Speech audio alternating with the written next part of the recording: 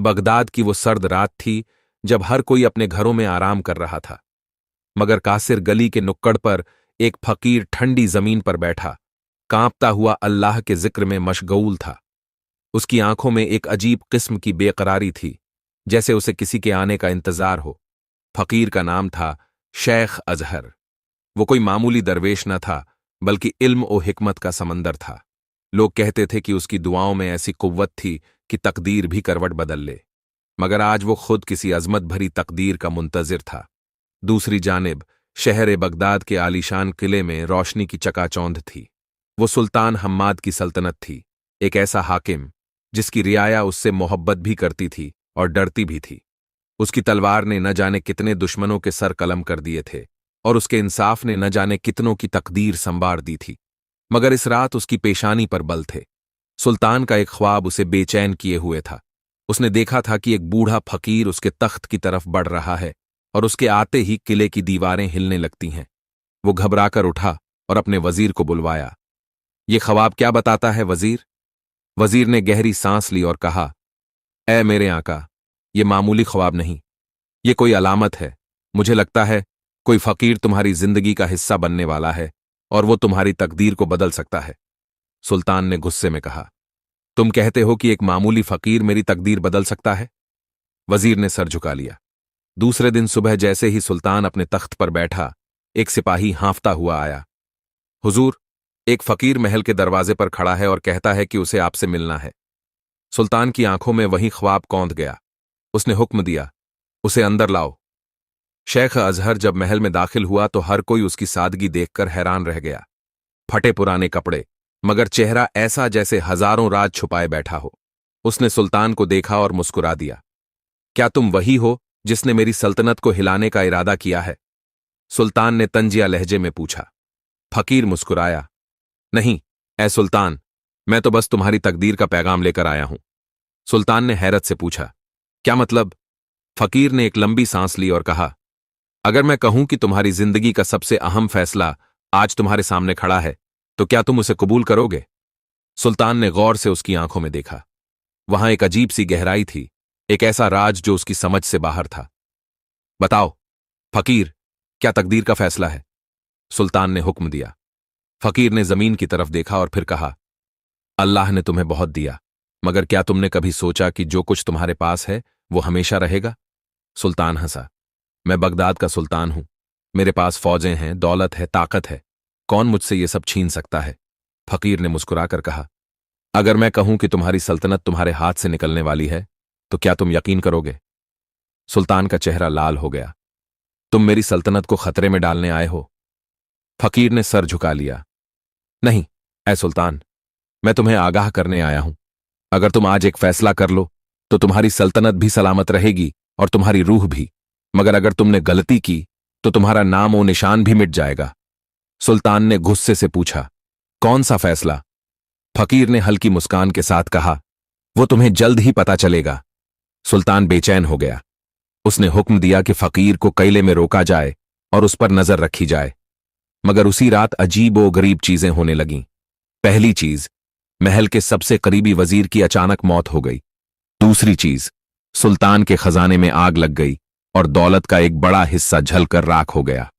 तीसरी चीज, सुल्तान के सबसे वफादार सिपहसालार ने अचानक बगावत कर दी और सेना के कुछ हिस्से को अपने साथ मिला लिया।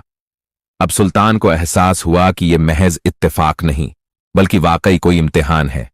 वो दौड़ता हुआ फकीर के पास पहुंचा और चीख कर कहा, यह सब क्या हो रहा है? फकीर ने गहरी नजर से सुल्तान को देखा और बस इतना कहा, तकदीर अपना फैसला लेने लगी है, मगर अभी वक्त है। अगर तुम अपनी गलतियों को पहचान सको तो यह सब रुक सकता है। सुल्तान ने गुस्से से कहा, कौन सी गलतियां? फकीर ने उसकी आंखों में देखा और धीरे से कहा, तुम्हारे तख्त की बुनियाद किसी के आंसुओं पर रखी गई है ऐ सुल्तान। अगर तुम उन्हें पहचान लोगे तो शायद बच जाओ। सुल्तान ठिठक गया। उसकी जिंदगी की तमाम गलतियां उसके जहन में घूमने लगीं। कौन थे वो लोग जिनके आंसुओं पर उसका तख्त टिका था? क्या सुल्तान हम्माद के लिए वो रात सुकून से सोने की नहीं थी? खजाने में आग लग चुकी थी, उसके वजीर की मौत हो चुकी थी और अब उसके सबसे करीबी सिपहसालार ने बगावत कर दी थी। किले की ऊंची दीवारों के पीछे भी एक अजीब सा खौफ पसरा हुआ था। सुल्तान बेचैनी से अपने कमरे में टहल रहा था। उसकी आंखों में वो ख्वाब फिर से जिंदा हो गया। एक बूढ़ा फकीर, तख्त हिलता हुआ और अंधेरे में गुम होती सल्तनत। नहीं, ऐसा नहीं हो सकता, उसने गुस्से में कहा और अपने वजीर आला को बुलाया। वजीर आला आया और अदब से झुककर बोला, हुजूर, मैं आपकी परेशानी समझ सकता हूं, मगर फकीरों की बातें महज ख्याली होती हैं। हुकूमत ताख्त ओ ताज से चलती है, तकदीर के ख्वाबों से नहीं। सुल्तान ने गहरी नजर से उसे देखा। अगर ये सिर्फ ख्वाब होता तो इतनी मुसीबतें अचानक क्यों आ जातीं? वजीर कुछ बोलने ही वाला था कि महल के एक जासूस ने अंदर आकर कहा, हुजूर, हमारे एक मुखबिर ने खबर दी है कि फकीर को शहर में कुछ लोग पहचानते हैं। कहा जाता है कि वो सिर्फ कोई आम फकीर नहीं, बल्कि किसी भूली बिसरी हकीकत का राजदार है। ये सुनकर सुल्तान की आंखों में शक का अंधेरा गहरा हो गया। अगर वो कोई राज जानता है तो हमें उसे जानने की जरूरत है। उसने हुक्म दिया कि फकीर को उसके सामने लाया जाए। थोड़ी देर बाद 2 सिपाही फकीर को महल के दरबार में ले आए। वो अब भी उसी सुकून के साथ खड़ा था, जैसे ये सब उसी की मंजिल की एक सीढ़ी हो।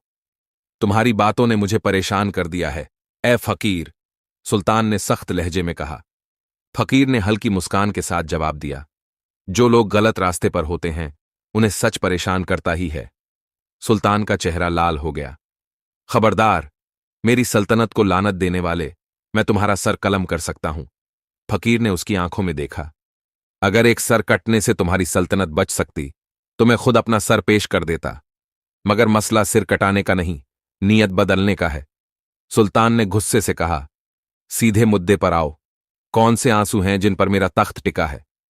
फकीर ने एक लंबी सांस ली और कहा, 5 साल पहले की बात याद है, जब तुमने एक बगावत को कुचलने के लिए एक गांव को जलाने का हुक्म दिया था। सुल्तान ने आंखें सिकोड़ लीं। हां, वो बागी थे, उन्होंने सल्तनत के कानून को तोड़ा था। फकीर ने गहरी नजर से देखा। क्या वाकई वो बागी थे या वो बस भूखे थे? सुल्तान ठिठक गया। फकीर आगे बढ़ा, वो लोग तुम्हारी बेइंसाफी से तंग आकर उठे थे। उन्होंने तुम्हारे खजाने से सिर्फ इतना मांगा था कि उनके बच्चों को 2 वक्त की रोटी मिल जाए, मगर तुमने उन्हें बागी कहकर आग में झोंक दिया। सुल्तान की आंखों में वो मंजर घूमने लगे, जलते हुए घर, रोती हुई औरतें और राख में बदलते इंसान। फकीर की आवाज गूंज उठी, तुम्हारी सल्तनत उन मासूमों की बद्दुआओं पर टिकी थी। तकदीर तुम्हें इशारा दे रही थी, मगर तुमने उसे नजरअंदाज किया। अब वो बद्दुआएं तुम्हें तबाह करने आ रही हैं। सुल्तान के चेहरे पर पसीना छलक आया। तो क्या कोई राह नहीं? उसने बेबसी से पूछा। फकीर मुस्कुराया, हर गलती की तौबा होती है, मगर उसके लिए तुम्हें सबसे पहले अपनी ताकत छोड़नी होगी। सुल्तान चौंक गया। ताकत छोड़नी होगी? हां, अगर तुम सच में अपनी सल्तनत को बचाना चाहते हो तो तुम्हें वो करना होगा जो एक सच्चे हाकिम को करना चाहिए।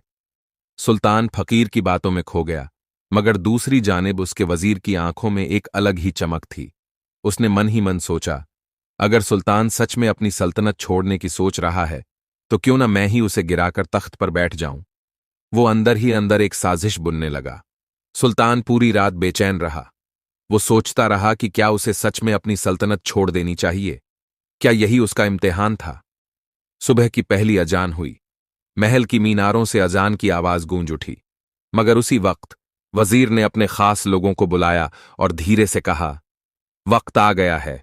अगर सुल्तान को रोकना है तो हमें उसे हटाना होगा। बगदाद की वो रात खामोशी में डूबी हुई थी, मगर महल के सबसे खुफिया हिस्से में एक साजिश पल रही थी। वजीर आला अपनी सबसे वफादार फौज के कुछ सरदारों के साथ एक खुफिया मजलिस कर रहा था। सुल्तान कमजोर पड़ रहा है, वजीर ने कहा। वो फकीर की बातों में आकर तख्त छोड़ने की सोच रहा है।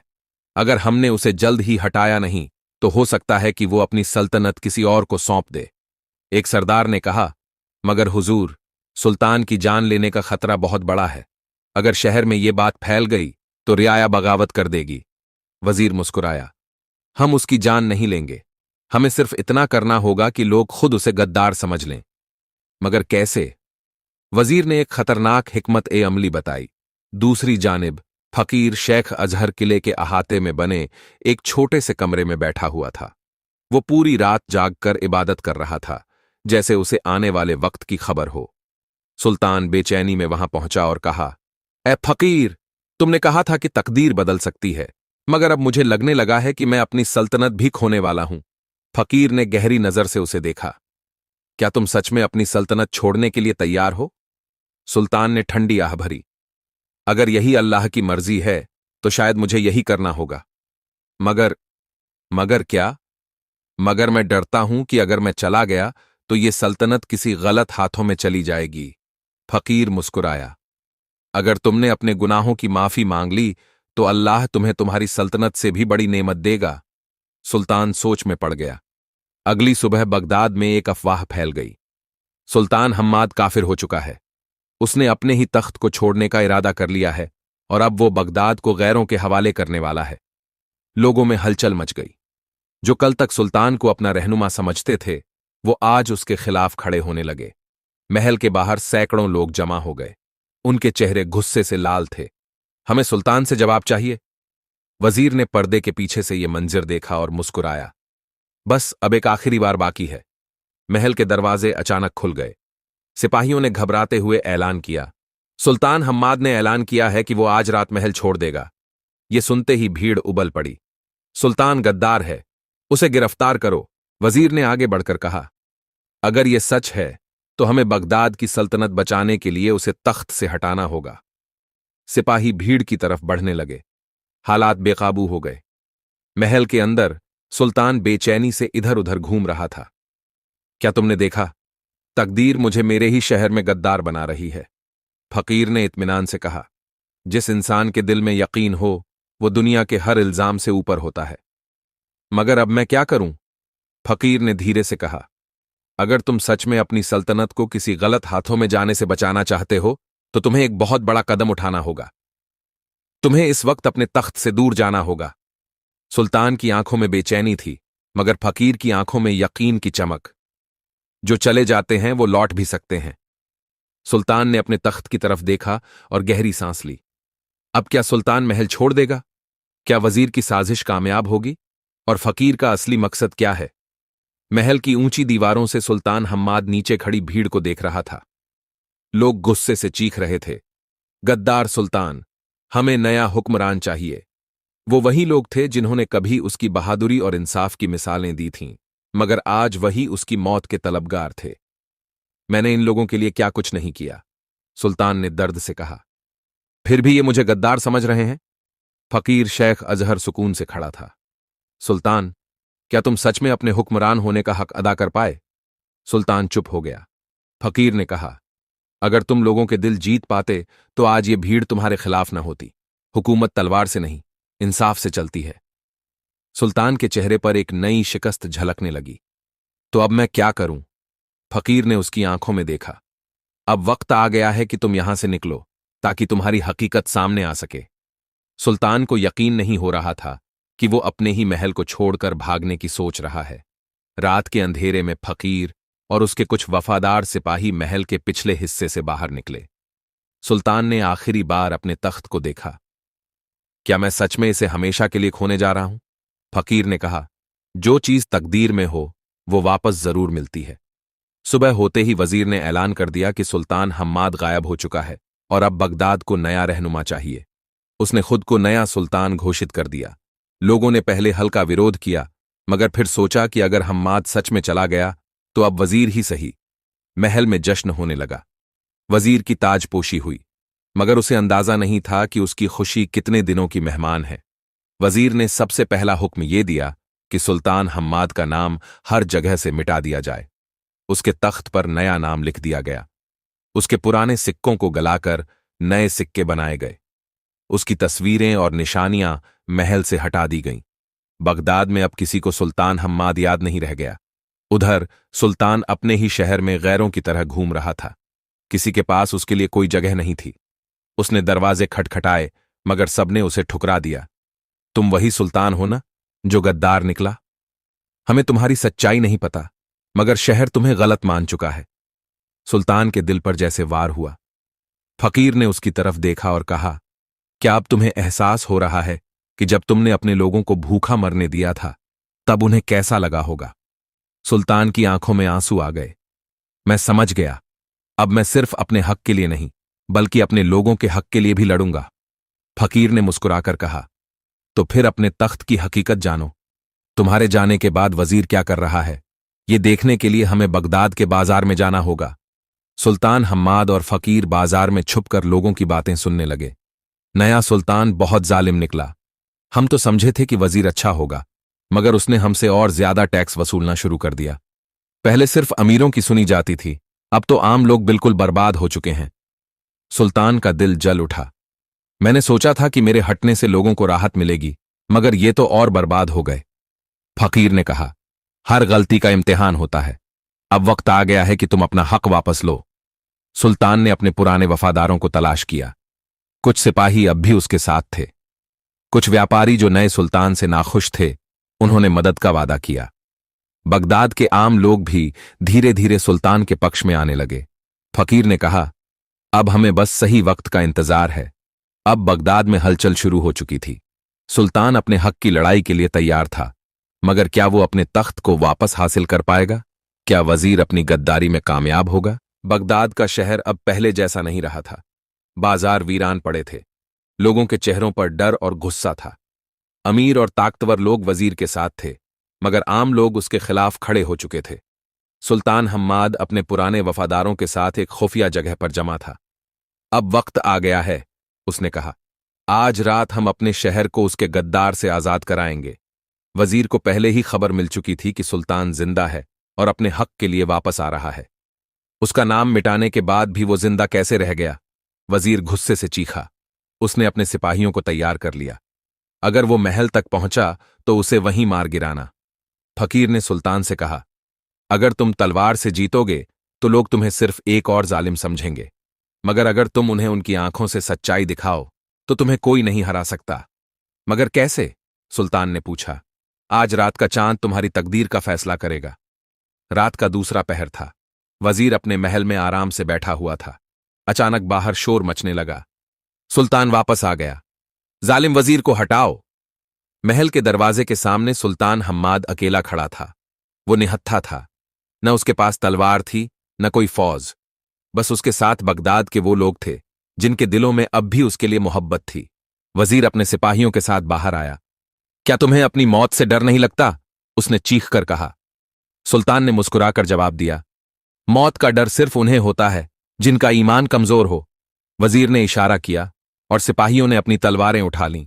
मगर तभी फकीर ने आगे बढ़कर कहा, जिसके पास हक हो उसे तलवार की जरूरत नहीं पड़ती। इतना कहकर उसने आसमान की तरफ इशारा किया। लोगों ने ऊपर देखा। चांद के ठीक सामने महल की सबसे ऊंची मीनार पर बगदाद का पुराना परचम लहरा रहा था। जिसे मिटाने की कोशिश की गई थी वो सुल्तान की असल पहचान थी। लोगों की आंखें खुल गईं। हमसे झूठ बोला गया। सुल्तान गद्दार नहीं, गद्दार तो वजीर है। भीड़ ने वजीर को चारों तरफ से घेर लिया। अब वो हुक्मरान नहीं था, बल्कि एक मुजरिम था। सुल्तान ने आगे बढ़कर कहा, जो दूसरों के लिए गढ़े गए गड्ढों में गिरता है वो खुद भी उसी में गिर जाता है। वजीर को गिरफ्तार कर लिया गया। सुबह का सूरज निकला तो बगदाद फिर से पहले जैसा रोशन हो गया। सुल्तान हम्माद ने ऐलान किया, अब इस शहर में न कोई जुल्म होगा, न कोई गरीब भूखा सोएगा। उसने अपनी हुकूमत को इंसाफ और ईमानदारी पर चलाने का वादा किया। जब सब ठीक हो गया तो फकीर जाने के लिए तैयार हो गया। तुम जा रहे हो? सुल्तान ने पूछा। फकीर मुस्कुराया, मैं सिर्फ तकदीर के रास्ते दिखाने आया था। अब तुम्हारा सफर खुद तुम्हें तय करना होगा। सुल्तान की आंखें छलक आईं। मैं तुम्हारा शुक्रगुजार रहूंगा। फकीर ने कहा, शुक्र सिर्फ अल्लाह का अदा करो, वही सबसे बड़ा हुक्मरान है। और इस तरह एक फकीर की नसीहत और एक सुल्तान की तौबा ने बगदाद को जालिम हुकूमत से आजाद कर दिया। ताकत हमेशा तलवार से नहीं, सच्चाई से जीतती है। जुल्म कभी हमेशा के लिए नहीं टिकता। जो अपने लोगों का दर्द समझता है वही सच्चा हुक्मरान होता है।